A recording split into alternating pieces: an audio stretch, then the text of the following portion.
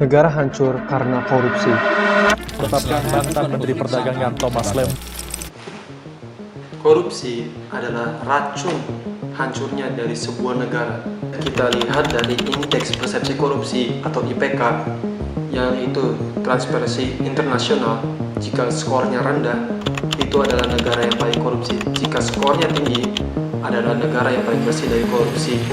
Kita, negara Indonesia, itu berada di tingkatan di skor 34. Itu termasuk rendah banget. Beda dengan negara-negara lain. Kita pun bisa lihat dari negara tetangga kita, yaitu Singapura.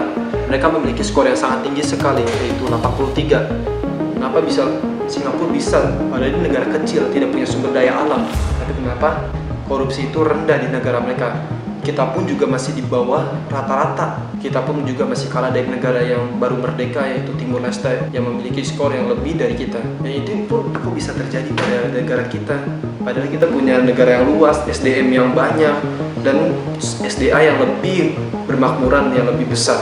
Tapi kenapa kita korupsi itu sangat tinggi sekali di negara kita?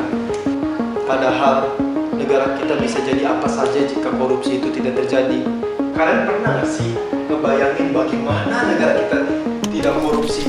Pasti kita punya kemajuan yang lebih besar lagi jika korupsi tidak terjadi. Dan pembangunan infrastruktur akan lebih lancar lagi jika korupsi tidak terjadi di Indonesia.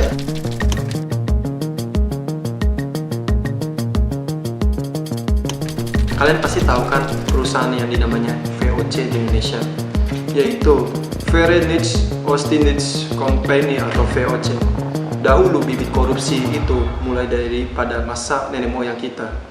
Praktik korupsi mulai tumbuh, khususnya para pejabat-pejabat Netherlands yang ingin mengambil posisi penting di perusahaan VOC.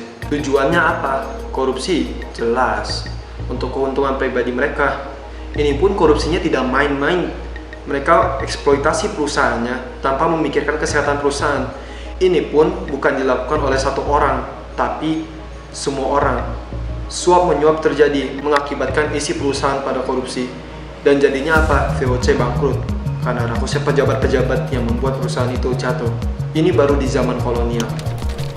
Di era reformasi ini, korupsi semakin meluas. Kalian sudah lihat kan bagaimana bibit-bibit korupsi itu terjadi. Itu pada zaman nenek moyang kita. Kita seharusnya bisa mempelajari zaman nenek moyang kita untuk tidak korupsi. Bukan kita mengikuti jejak nenek moyang kita untuk korupsi. Negara kita seharusnya bisa belajar dari Denmark. Denmark itu memiliki IPK yang sangat tinggi sekali. Bahkan hampir mendekati 100 IPK-nya. Mereka itu memiliki skor 90. Ya, itu negara yang bersih banget. Itu kalian bisa kepikirkan bagaimana negara Denmark itu makmur dan sejahtera tanpa adanya korupsi. Bahkan saya akui itu pun juga bersih memang tempat Denmark, di mana pemerintahan juga ketat dalam pemerintah untuk para pejabat-pejabatnya sehingga tidak terjadi korupsi. Ini dari berbagai faktor yang ada di Denmark. Yang pertama adalah transparansi dan akuntabilitas. Yang kedua, sistem hukum yang kuat dari pengaruh politik. Yang ketiga, gaji pegawai pemerintahan yang memadai. Kita harus berani menghadapi dan memberantas korupsi. Jadi itu saja yang bisa saya sampaikan. Mari kita bersama-sama membangun karakter anti korupsi. Orang punya 100 miliar pun akan tetap korupsi. Korupsi itu adalah karakter. Jadi kita harus membangun karakter anti korupsi sehingga negara kita akan lebih makmur lagi dan sejahtera. Jadi itu saja. Terima kasih.